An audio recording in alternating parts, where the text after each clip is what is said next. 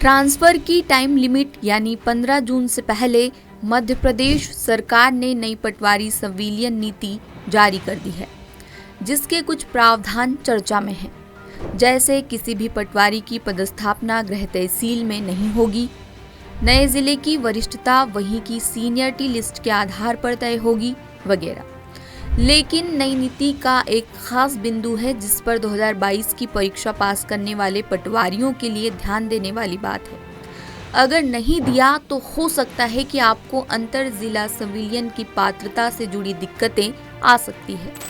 मसौदे में कहा गया है कि पटवारी परीक्षा 2022 का रिजल्ट घोषित होने से पहले नियुक्त पटवारी ही अंतर जिला संविलियन के पात्र होंगे।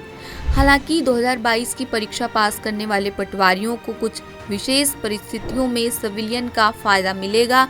बाकी शर्तें देखें तो 2022 की परीक्षा पास करने वालों के लिए शर्त: अगर पटवारी पति या पत्नी सरकारी कर्मचारी हैं, उनकी एक ही जिले की पदस्थापना की जरूरत है, तो संबंधित जिले में पटवारी का पद खाली होने की स्थिति में मौका दिया जाएगा। विवाहित महिला, विधवा, तलाकशुदा, परित्यक्ता महिला पटवारी होने पर या पटवारी को गंभीर बीमारियां जैसे cancer, kidney dialysis, open heart surgery से ग्रस्त होने पर पटवारी का पद खाली होने की स्थिति में तबादले का अधिकार रहेगा। आपसी आधार पर संविलियन के मामलों में भी जो आवेदन मिलेंगे उसमें भी तबादला हो सकेगा। ये भी कहा गया है कि जिन पटवारी का संविलियन होता है उनकी परिवीक्षा अवधि समाप्ति संबंधी कार्यवाही नए जिले में की जाएगी। इस संबंध में सभी विभागीय शर्तों का पालन पूर्व जिले की भांति नए जिले में पटवारी को करना होगा।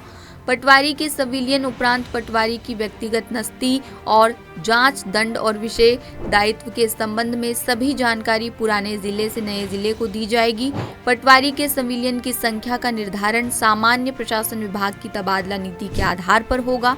अब आपको आवेदन के बारे में बताते हैं। ऑनलाइन आवेदन आयुक्त भू संसाधन प्रबंधन मध्य प्रदेश की ओर से लिए जाएंगे। आवेदन में विशिष्ट श्रेणी जैसे चयन का वर्ग, सामान्य, पिछड़ा वर्ग, ईडब्ल्यूएस, एससी, एसटी और ओपन वर्ग, ओपन महिला, भूतपूर्व सैनिक, दिव्यांग की स्थिति की जानकारी देनी होगी।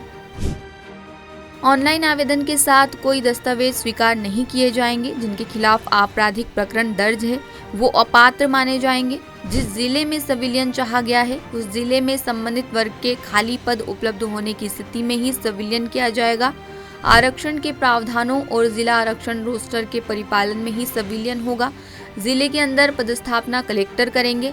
आदेश जारी होने के 15 दिन के अंदर पटवारी को संविलियन वाले जिले में उपस्थिति देनी होगी। शर्त ये भी है कि एक बार जिला आवंटित हो जाने पर दोबारा जिला परिवर्तन की पात्रता नहीं रहेगी। प्रशासनिक दृष्टि से किए गए संविलियन में ही पटवारी को नए जिले का पदभार और वरीयता का फायदा मिलेगा।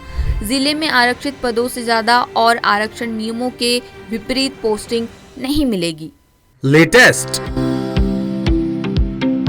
इन्वेस्टिगेटिव और इन डेप्थ खबरें देखने के लिए ज्वाइन कीजिए द सूत्र का व्हाट्सएप चैनल, सब्सक्राइब कीजिए यूट्यूब चैनल, लाइक कीजिए फेसबुक पेज और पढ़ते रहिए www.daसूत्र.com।